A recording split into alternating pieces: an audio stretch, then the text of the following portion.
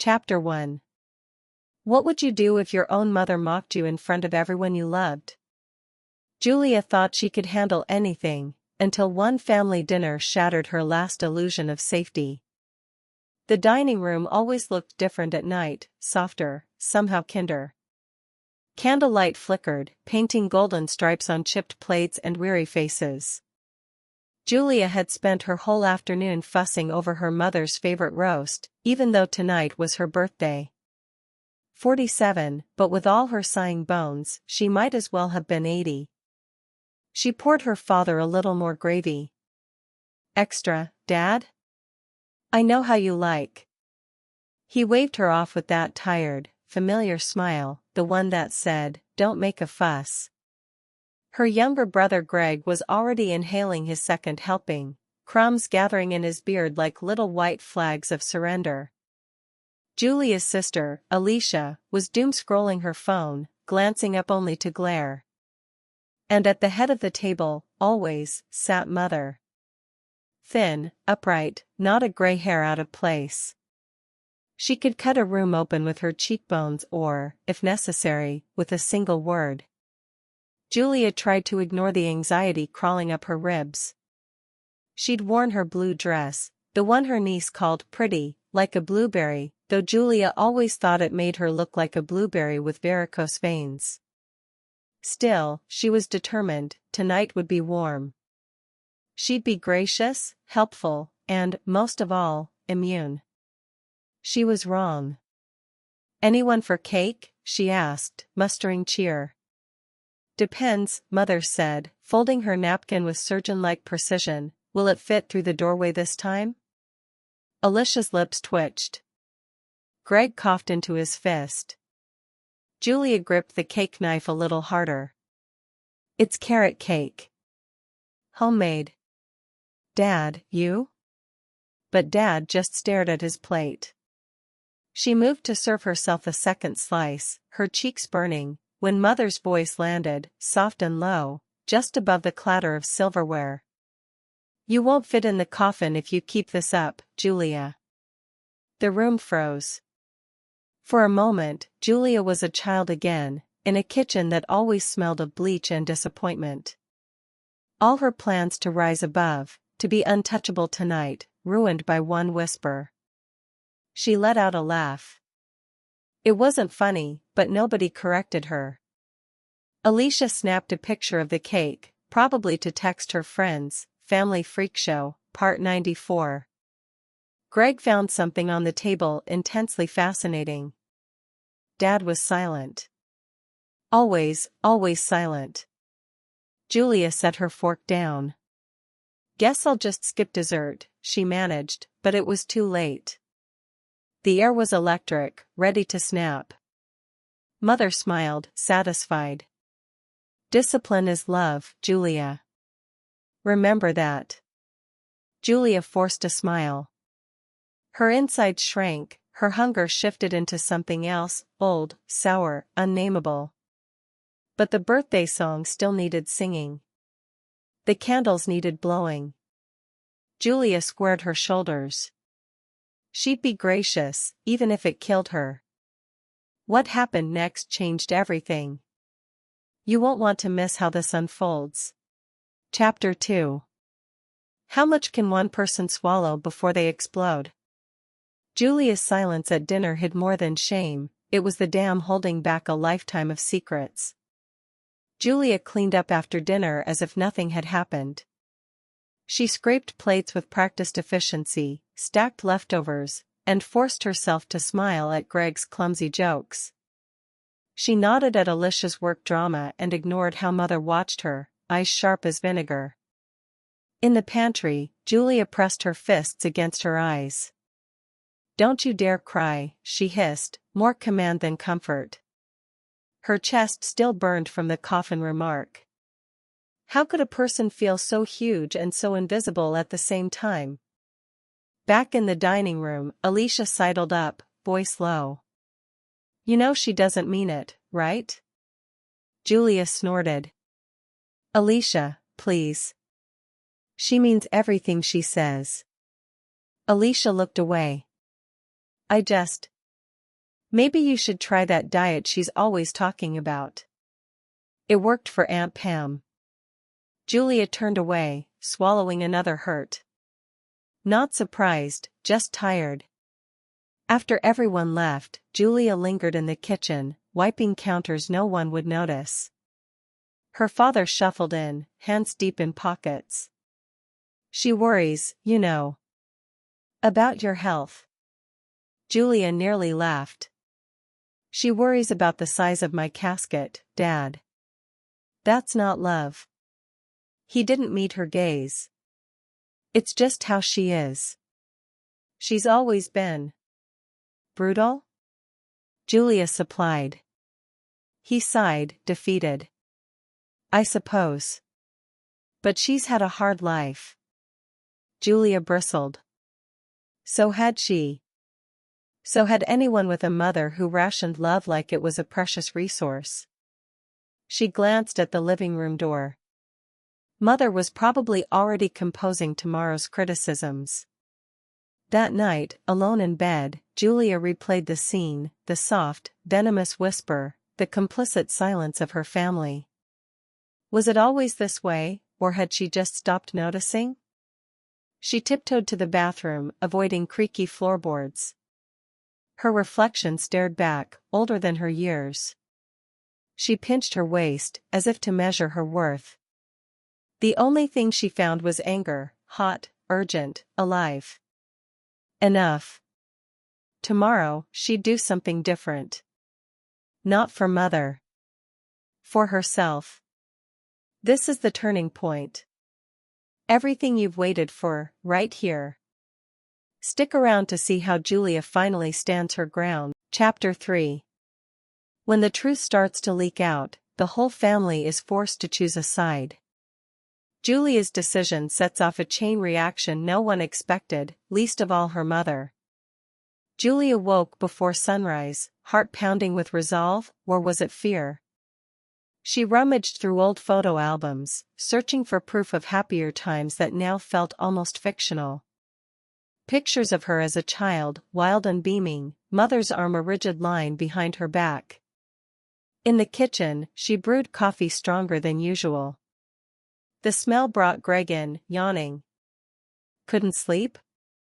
Not really. He hesitated. Listen, about last night. Julia cut him off. It's not your job to apologize for her, Greg. He nodded. Maybe not. But it always felt like it was. Julia's chest ached. For years, each sibling had absorbed the poison their own way. Alicia grew sharp, Greg retreated, and Julia, well, she got bigger, easier to hit. At noon, she did something unthinkable. She called a family meeting. No occasion, no pretense, just, everyone, dinner tonight. My place. No exceptions. Her siblings groaned but agreed. Her father tried to weasel out, she held firm. Even Mother, caught off guard, agreed, curiosity in her eyes. That evening, Julia was ready. She prepared a feast, every dish a childhood favorite. The table groaned, just like her emotions. She welcomed them, offered wine, made sure everyone was seated. I want to talk, Julia began, voice shaking but strong. Not about diets. Not about what I should or shouldn't be. About us. The silence was heavy, expectant. Mother bristled. What's this about, Julia? She met her mother's eyes. About love, and the ways we ration it. About words that leave scars. About how I'm done pretending cruelty is discipline. Alicia shifted. Greg looked away. Dad reached for his water, spilling a bit. Julia. Chapter 4. A single confrontation peels back decades of silence, and uncovers a secret that redefines everything. How well do we really know the ones who raised us? The aftermath of Julia's declaration was explosive. Alicia stormed out first, muttering about family therapy and never again. Greg lingered, torn. Dad retreated to the kitchen, clutching his glass like a lifeline. Mother remained at the table, as if rooted to the spot. For the first time, Julia saw her not as an imposing figure, but a frail woman holding her dignity together with fraying threads. After the others left, Mother finally spoke. "I suppose you want me to apologize." Julia shook her head. "No. I just want you to see me. Not as a project. As your daughter." A long silence. Then, unexpectedly, Mother's eyes filled with tears. "I tried to make you strong," she whispered. "My own mother was worse. She never let me eat sweets, told me love was for the thin and the clever.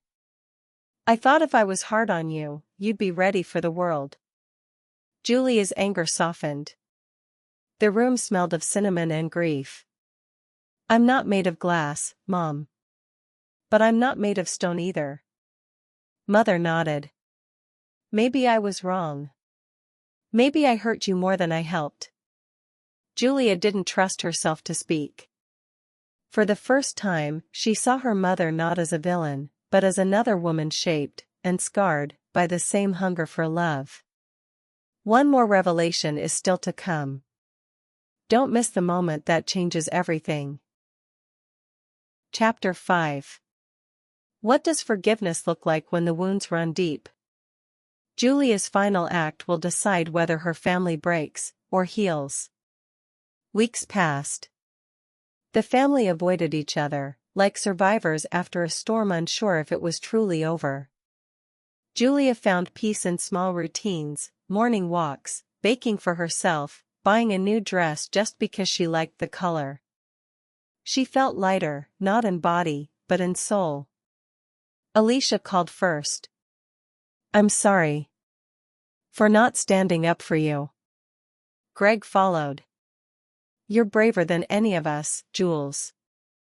Then, on a quiet afternoon, Mother appeared at Julia's door, cake in hand, a little lopsided, but clearly homemade. "I baked this for you," she said, awkward but earnest. "I hope it fits through the doorway." Julia laughed, a real laugh this time, one that shook something loose inside her. She invited her mother in. They talked, not as adversaries, but as women, flawed, frightened, finally honest. They shared the cake. Julia took a second helping. No one said a word about coffins. Forgiveness didn't come all at once, but it began with a slice of cake and a willingness to try. Sometimes the sweetest revenge is to heal.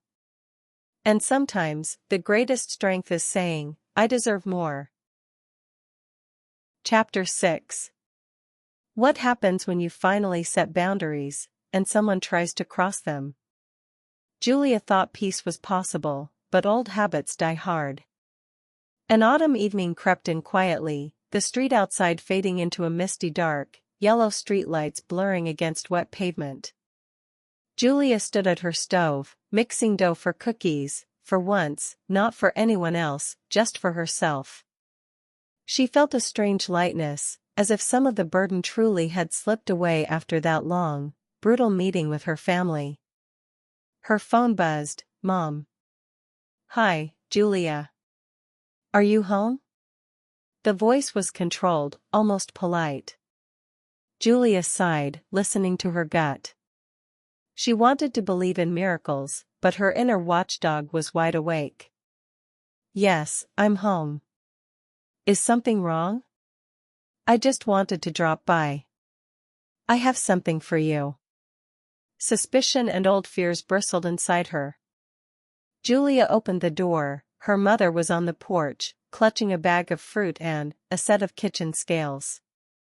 "I thought maybe you'd want to keep track of what you eat," her mother breathed, eyes lowered. Something inside Julia snapped. She thought they'd agreed to leave the past in the past, but the old patterns were as stubborn as ever. "Mom," Julia raised her hand, steadying her voice, I won't let you interfere in my life the way you used to. Her mother blinked. I just wanted to help. I don't know how else. Julia thought of her recent little victories, morning runs, new dresses, jokes with coworkers, being kind to herself. She was no longer the girl swallowing tears in the kitchen. I don't need that kind of help anymore, she said, gently but firmly. I'm learning to take care of myself. I need your support, not your scales. Her mother stood silent for a few seconds, then awkwardly laughed, but her eyes were. Chapter 7. Can a family truly change, or do we just find better ways to hide our pain? One phone call threatens to unravel Julia's fragile new world. Her nephew's birthday, another family gathering. Julia debated for ages whether to go. She put on a bright dress, a smile for armor, and arrived early, gift in hand. But soon, she sensed something was off. Her mother, bustling about with pastries, avoided looking at her. At the table, her cousin Olga, always blunt, suddenly piped up. So your mom says you're all enlightened now and stopped eating sugar. Good for you. Everyone laughed. Julia's cheeks burned. They looked at her like a rare exhibit in the Museum of Diets. Her mother pretended to be busy with the salad. Bitterness boiled up inside. She'd tried so hard, explained so much, and now it was all back to gossip and passive aggression. She stepped out onto the balcony to breathe. Her niece joined her, holding a piece of cake. Aunt Julia, can I eat your piece? Everyone says you can't have any. Julia knelt beside the girl and hugged her gently. You can have anything you want, sweetheart. The main thing is to listen to yourself, not other people's advice. Just then, her phone rang. It was Alicia, her usually indifferent sister. Julia, you okay? Mom can't stop talking about you. I know it's hard for her. Maybe it's time we all got together? No criticism, no diets? Julia didn't answer right away. She gazed at the gray sky, lost in thought. Can an adult family really change, or is it all just an illusion? She didn't know. But for the first time, she realized she had the right to decide what was normal for her. Chapter 8. What if the person you've been trying to please your whole life was hiding their own secret pain? Julia's mother finally reveals a story that changes everything Julia thought she knew. That evening after the party, Julia couldn't sleep. Alicia's words replayed in her head. She replayed scraps of conversation, searching for any hint of sincerity, support, the things she'd always longed for. Finally, she called her mother. Mom, can we talk? Just honestly. No, for your own good, no hints about scales. Her mother sighed heavily. I'm afraid to be honest, Julia. I've been scared my whole life. Julia was stunned. For the first time, her mother admitted weakness. You think I'm strong? Her mother continued. No, I just hide my fear well. When your father left me for half a year, you were so little. I started controlling everything, food, money, even people's emotions. I thought if everything was calculated, pain couldn't find its way in.